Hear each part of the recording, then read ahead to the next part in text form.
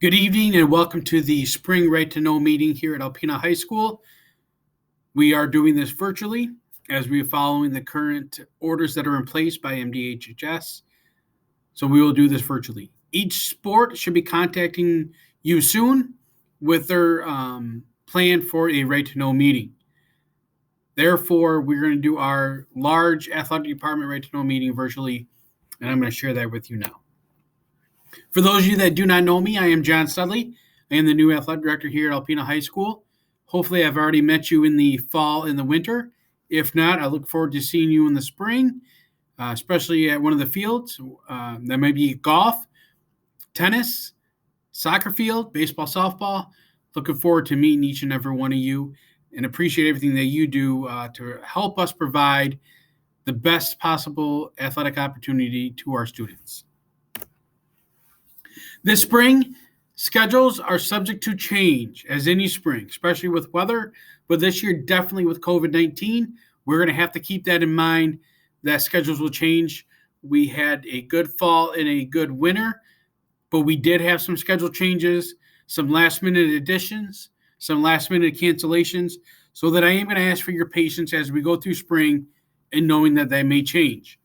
I know in spring we leave early a lot for contest, and we'll have to make those decisions as soon as we possibly can, hopefully before we put student athletes on a bus or in cars to travel. You'll be able to see our schedules at alpenaathletics.com. Also on the MHSA webpage, you as a parent or a fan can sign up to report our scores. Twitter at Alpena Wildcats, Facebook at Alpena High School Wildcats. Follow us on both of those as we put our weekly updates on there of games that are coming. We also put our student athlete of the game up there. So view those for information as the spring changes. We will also communicate through final forums if any changes are made. You can also sign up in Schedule Star. That's bigteams.com. Look for Alpena, sign up for the sport that your son or daughter is participating in, and sign up to get updates when we do have cancellations. So, COVID-19 response. Face mask. Spectators must wear a face mask at all times. Athletes must wear a mask when non-competing for non-contact sports. So, again, active participation in their sport, no mask. In the dugout, on the sideline, in between events, they got to have a mask on. Contact sports, which is girls soccer here at Alpena, they will have to wear a mask at all times. Water bottles are encouraged to be individual for each student. They should bring their own. We will have water jugs, but we encourage them to bring their own as much as they possibly can. Transportation, as we have in the fall and winter, will be done through charter bus and parent drive. We appreciate the parents that have offered to drive and help our student athletes get to their contests. So thank you for that. Spectators will need to maintain physical distance 6 feet when they're with somebody from a different household. That is in the MDHHS order, and we will continue to follow that. One of the clarifications that we are waiting on is spectators having to provide their name and phone number when they attend our events. Being that we don't charge, we're still trying to figure out that process and get some guidance from MDHHS on that. So we'll get back to you.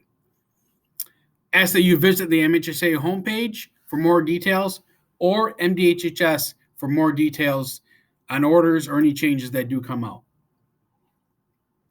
Schools that are charging for spring sports, there are a few that are. Right now, their limit is 2 per athlete with a maximum of 4 for split families, but that can change once we get the final clarification on number of spectators at our outdoor venues. Traverse City schools are selling tickets online. Cadillac selling tickets online. Petoskey is going to tickets online. Gaylord's the only one that is still doing cash like we are. Right now, we do not charge for spring sports, so just be aware of that. Outside food should be individual wrap for each student. There should be no large tailgates this year due to COVID-19. Try to mitigate the spread of COVID-19. So therefore, let's reduce our tailgating for our meals in between games. have those be individually packaged meals for each student would be greatly appreciated. And our students should maintain 6 feet when they're eating their food as well. We have a chain of command here at Alpena. We'd ask that you follow that chain of command. If it's an issue at the sub-varsity level, we'd ask that you start with the sub-varsity coach. If that coach cannot resolve the issue, then it would go to the head of the program. If that coach cannot resolve it, then it would come to my office, and hopefully we'll be able to resolve it there. If we can't, then it would go to the principal and then to the superintendent. But one of the things with a chain of command is that we do have a 24-hour rule. That if you want to talk to coach about something, we ask that you take 24 hours to think about it, gather your thoughts, then schedule that meeting, and that way you can have a productive meeting and a good meeting. Items that we can discuss in that meeting would be the physical and mental treatment of your athlete. How can your athlete improve? Those are the 2 items that you can discuss. The 3 items that are not up for discussion, as these are coach's decision, are playing time, coach's strategy, and other student athletes. So if the conversation begins to go down the road of one of those 3 categories, coach knows that we need to steer the conversation back to the first 2 categories. Again, the mental, physical well-being of your child, and how can my child improve? I'd ask that you respect that. Ask that you respect the 24-hour rule.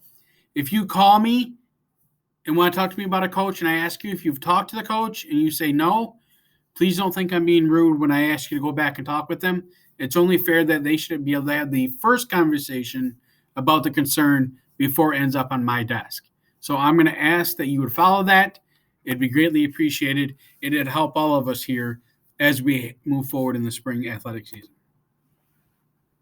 In 2019-20, the MHSA put in an ejection policy that student athletes and parents can be ejected from games after the game is concluded.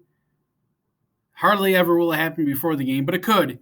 So a umpire or an official's jurisdiction takes over from the moment they arrive on campus to the moment that they leave campus.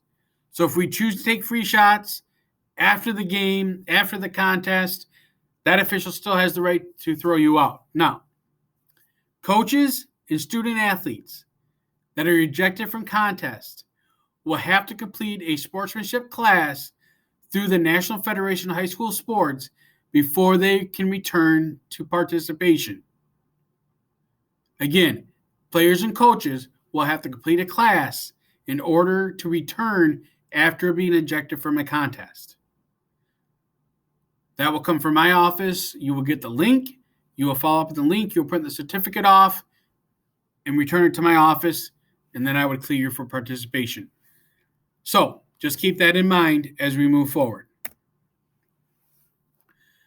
Lisa Thayer is our school nurse. One of the things that we have talked about is communicating if a student athlete has an inhaler. If a student has an EpiPen, there's a form that needs to be filled out for those items. I encourage our student athletes, if they have those, that they should be labeled with their name on them. They should be kept in a location that could be easily accessible, not in their bag, not in their car, not in the locker room, but with them available if they should need it at practice or a contest with their name on it so coach knows whose inhaler it is or whose EpiPen it is if they have them. But please, we need to get this form filled out and turned back in if any of those student athletes have those issues so that we can stay on top of them. You should have included that in your final forms as well when you're filling that out. That would help us as we move forward to provide the best care we can for your student athlete. Just like anything, there's risk in participating in athletics. So a few things that we need to cover. One, physicals. This year, due to the pandemic, your physical that you had last year is still good. However, you need to fill out a health questionnaire in order for that physical to be good. All right? So make sure we get that taken care of for participation. Starting next year, you will need a new physical. So plan on starting after April the 15th of 2021 to get a physical for the next year, for the next school year. So if we can do that after April the 15th, when we come back in August, athletics start before sports, before school does, it's easier for us to track down physicals if you already get that done and we get on that rotation of April the 15th. We'll be doing concussion screening again as we have in the fall and the winter. Nate will be following it up with your student athlete on those processes. He will also be the one to have your student athlete return to play after a concussion. He would also be the one, when he's at the contest, that would determine if a student athlete has a concussion and cannot participate. The MHSA provides concussion care insurance for all student athletes. What that covers is anything your current insurance does not cover. So that would cover your copay, any other office visits that are in there to make sure that we get your student athlete cleared. The MHSA has purchased that insurance free to you for your use. Personal insurance is required for you, for your student athletes, for injuries. We encourage you to make sure that you do have that in place. Again, one of the things that Nate talks a lot about is being injured and being hurt and knowing the difference. And if we can help our student athletes to understand that, we can get them back into the game quicker. We can help them heal and recover quicker when they provide us the best information. So, must-haves before playing athletics. Physical must be on file. We already talked about having a new physical after April the 15th for next year. All athletic fees should be paid.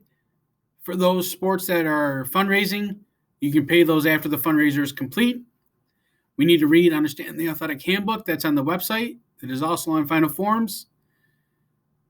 Again, we should have already completed Final Forms, but if we haven't, we need to do that as well.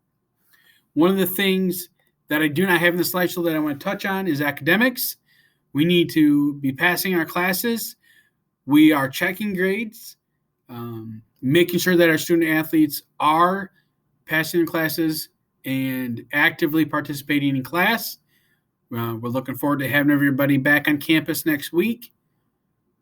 We're excited about the spring. If you have questions, please reach out to us. We'll answer your questions for you, give you the best guidance we possibly can. We know that things are going to change as we move forward here this spring with orders and all the stuff that's coming down the line for that. Things change at a moment's notice, so we're going to ask you that you be flexible, understanding, and work with us as we move forward. We're going to do the best we possibly can to communicate with you as quickly as we possibly can. Again, we're excited. Looking forward to meeting all of you.